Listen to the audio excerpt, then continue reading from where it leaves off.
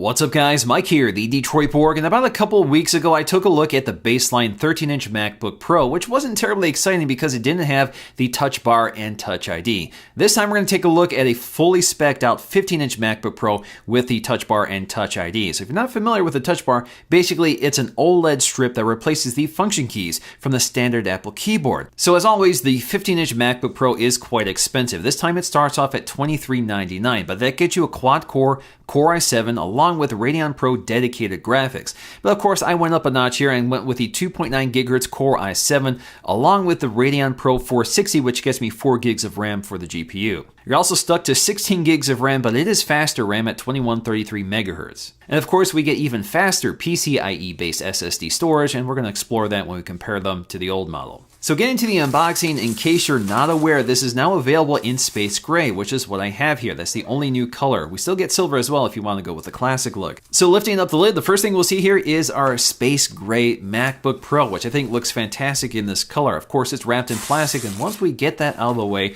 we can go ahead and lift up the lid and remove the piece of paper that's protecting the glass display. Now, as you can see in this case, soon as you open up the lid, it boots up right away. That's a new characteristic of the MacBook Pro. Also new with the new MacBook Pros is the elimination of that classic Mac boot up sound. So now it's completely silent. There's also a slight tweak to the setup process here because we have a Touch ID sensor built into the power button. So this is a second generation sensor, which again is covered with sapphire glass, and it's pretty quick to set up. And because this is Touch ID, you can use this for payment, so you can set this up as well through the setup process. Now, before we dig into the details of the hardware, let's get to the accessories, including our packet, which includes some paperwork on how to set up and use the new MacBook Pro, in addition to white Apple stickers, which once again don't color match the MacBook Pro like they do with the MacBook. And of course, we have our new power adapter. So this is a USB-C device, which means we don't have MagSafe anymore. So the adapter itself has a USB-C port. It's no longer tied to the MagSafe cable, so if you break the cable, you don't necessarily break the power adapter, so you can buy them separately. Of course, the wall adapter is once again removable, so you can extend this with an extension cable or use an international wall adapter. And before you ask, you will not find an extension cable hidden underneath the tray, which is an old internet joke. Now personally, I've never been a big fan of the MagSafe connector just because it's very proprietary, so that means you have to replace it with an Apple accessory.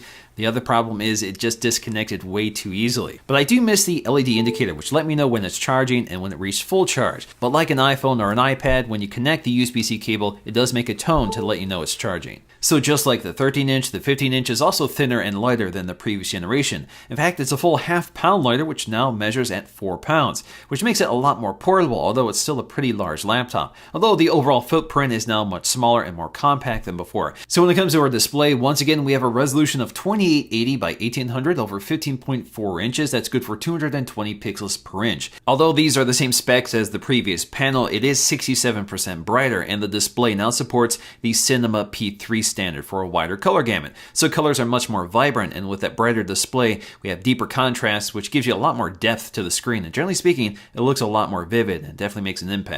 Now, something you might notice if you're an existing 15-inch MacBook Pro user is the fact that the new MacBook Pro has smaller text and smaller icons. Basically, everything has been scaled down, so you have more screen real estate. But they've changed the default scale for the 15-inch MacBook Pro, and you can change this if you want to go back to something you're more used to. Although we still have a very glossy display, they have improved the anti-reflective characteristics, just like on the 13-inch, so you're seeing that improvement here on the 15-inch as well. Now, once again, if you haven't heard, the backlit Apple logo has been sacrificed for this new display technology. I think that's a worthy trade-off, but of course it would be nice to have that signature feature retained. So when it comes to the keyboard, this is the same one that's also on the 13-inch. It's also the same size, which means you have all this space around it. So we have these large speaker grills on either side, and of course, we have that gigantic trackpad just below it. So this is a Force Touch trackpad, which works as it did on the previous model, but of course we have all this surface area. Now, because this trackpad is so wide, you have to rest your palms on it in order to type. But we have excellent palm rejection, just like on the 13-inch model, but it's especially important with this 15-inch model because the trackpad is even wider. wider, so you're definitely going to be resting your palms on this while typing. So I can rest my palms on the trackpad, even lean pretty hard on them, and it doesn't register a click. So again, this is a force touch trackpad, so it replicates a physical click with a vibration motor called a Taptic Engine. So you're not getting a physical click, it's just a force sensor that detects whether you're pressing with your fingers or leaning on it with your palms. Now, in my previous MacBook Pro video, I talked a lot about the keyboard, which is using a second generation butterfly mechanism from the original MacBook, which this originated from. So it's a much better keyboard than that one. So if you were put off by that keyboard, this is definitely worth taking a look at. I've actually been using it for a few weeks on the 13-inch model, and I absolutely love it because it's so fast. It's got a much more solid click than the previous model, so you get a lot more feedback, so you're much more confident when striking the keys with this keyboard. And because the keys are much more solid, there's a lot less mechanical action taking up your time, so you can fly across this keyboard. So if you're a fast typer, you're going to love this one. This keyboard also has much better lighting than the previous model. Each key gets its own LED light, so there's much less light leaking, and the keys themselves are much brighter than the previous model. And incidentally, with that OLED touch bar toward the top, because it's OLED, it actually matches pretty well to the keys below it. So the colors and the lighting are very similar. Now, the new MacBook Pro looks a lot like a blown-up version of the MacBook. We have the same integrated hinge, which is milled out of the same one piece of aluminum that forms the top, which makes it look a lot neater than the previous model, which had a plastic strip here, which was part of the antenna system. Ventilation has been minimized, although you'll find ventilation hidden within the hinge of the MacBook Pro, which is now much smaller than the previous model. But unlike the baseline 13-inch MacBook Pro, we also get ventilation on the sides, which is especially important for a high-powered computer with a Core i7 processor and dedicated graphics. This is somewhat similar to the ventilation on the previous MacBook Pros, but it's a bit longer than the previous model, and the built-in fans are designed to be much quieter than previously. Of course, the big story with the MacBook Pro this year is the I/O. We've gone with all USB Type-C connectors, and on the 15-inch MacBook Pro, all 4 of them are full 40 gigs per second Thunderbolt 3 ports as well, which means they're very high-speed ports. They can power 5K displays, high-speed data transfers, and if you have the right adapter, you can use any devices on this, from HDMI, DisplayPort, SD, or USB Type-A connectors. But that's the thing, there's no way of getting around the fact that you're going to need some adapters to use this computer because not everything is using the USB Type-C connector. And like all MacBook Pros, returning once again is a 720p FaceTime HD camera with an LED indicator and an ambient light sensor. Speaker quality has also been improved slightly. It's not quite as dramatic as we saw with the updated 13-inch MacBook Pro, but it definitely sounds a bit louder with a wider range. Now, the big news with this generation really is the touch bar, which is an OLED strip at the top of the keyboard replacing the function keys. Now, the function keys are still here. They're virtual buttons this time, and they sort of move around, but they're always available. Now, the touch bar itself is OLED, so it only lights the pixels that are needed, so it does blend pretty seamlessly with the keys themselves. It's a very nice looking design. The touch bar has sort of a matte texture which matches the keys, and it's also very anti-reflective, so you won't get a lot of glare on the strip. Now, to the far right, we get our Touch ID sensor, which does have a sapphire crystal lens over top of it.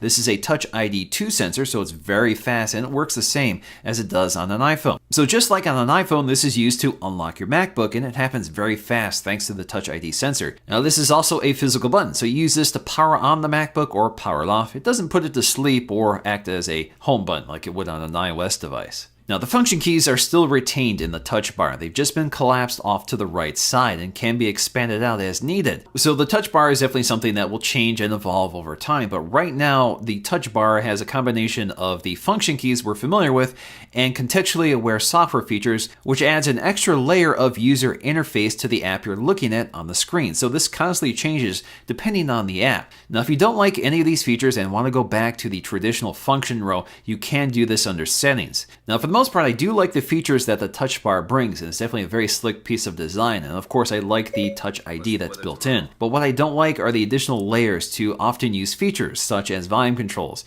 I now have to bring up the volume controls to get to a slider to adjust them. I either have mute or I have to activate the slider, which is not as quick as just using dedicated keys. Of course, you get more precise control, and eventually I think you'll get more customization options, but for now it's kind of a barrier that I wasn't expecting. Now, I think a lot of people have some concerns about the escape key, and there is this extra space off to the left side, and I think that's just part of the hardware design. But even if you tap this area, it still works as an escape key, so the entire surface is still touch sensitive. So I don't think you really have to look to see the escape key. Now, the other issue is that the escape key disappears depending on what app you're looking at, but there's always an X icon there, so if you need to activate the escape key, you'll just hit the X icon, which closes out that feature and brings you back to the escape key so you can hit it again. Now, there are countless ways in which this touch bar can be used by other apps. So for example, in Final Cut Pro, you get some editing tools built right into the touch bar, which is very useful. Or if you're watching a video of any sort, either on YouTube or within iTunes, you'll actually get some media controls right up top. And they're more than just media controls. They also include shallow controls and sliders. And that's kind of nice because that means you can interact with the video without bringing up the interface that blocks your view of it. Now, this touch bar also brings a bit of iOS to the Mac. So you'll see some autocomplete options when you're writing messages. You'll even have an emoji keyboard, which you can bring up. And within that emoji keyboard, of course, you can search for the ones you want, select the category you want to browse, or long press on items to get to different options like skin color. More useful are some of the markup features, such as bolding, italicize, or underline. You can even change the layout or subject headings. You can also change the color of text, and you have a really neat interface here for that. You can change the color, the intensity, you can go with a standard color, or pick anything from a color selector. So it's kind of neat to see the keys sort of transition to these bright, vibrant colors in images. Now, less useful but kind of neat is the timeline within the Photos app. So I can scrub through all my photographs and see little thumbnails right on the touch bar itself. But I really like some of the features within Safari. So for example, I can create a new tab. I can see the open tabs with a preview of the website right on the touch bar, or I can open up any one of my favorites. The touch bar is highly customizable at the app level. So if the app supports the touch bar, if you go to View, you'll see the touch bar settings. This basically brings up an interface that allows you to drag and drop the various tools that are available for that specific app. So this allows you to drag and drop a few items, but of course you're limited here because we don't have too much real estate. You can also drag and drop to remove anything you don't want in the touch bar. So when it comes to performance, I have the most powerful version of the MacBook Pro you can buy. So this should give you a rough idea of what performance is like. Now, Apple is primarily focusing on the graphics performance here. And Apple says you should see about 130% improvement over the previous model. So that's definitely where the strength of this laptop is. Now, when it comes to the standard Geekbench test, the differences are not quite as definitive. Of course, there is an improvement with the new model, but it's not that significant. We also get much faster SSDs, well above 2000 on the read speed and near 2000 on the write speed. That's a significant improvement over the previous model. Now, the interesting thing about the new MacBook Pro is that the battery is much smaller. We go from 99.5 watt hours to 76. But Apple says it should deliver an average of 10 hours, which is an hour better than the previous model. Ultimately, there's a lot to like about the new 15-inch MacBook Pro. It's got a great design that's much more compact than before, which makes 15 inches a lot more manageable than it used to be. We have this fantastic new display, and we have that massive trackpad, which is very clever. And the touch bar definitely adds a new layer to the interface, which is genuinely useful if used right. And of course, this is something that will evolve over time as software and applications are updated to use it. And it's fantastic to finally have Touch ID for logging in and Apple Pay. But there's no getting around the fact that some Pro users are not too happy with the I/O situation. Of course, that means you're going to have to use dongles with basically every peripheral you already have today, and USB-C really isn't that ubiquitous yet. So what do you guys think of the new 15-inch MacBook Pro? I would love to know your thoughts in the comment section below. And of course, I will have the 13-inch MacBook Pro with Touch Bar and Touch ID coming in shortly, so stay tuned for those videos. Hope you guys enjoyed this one. If you did, please give it a thumbs up to let me know, and I'll see you again in the next one.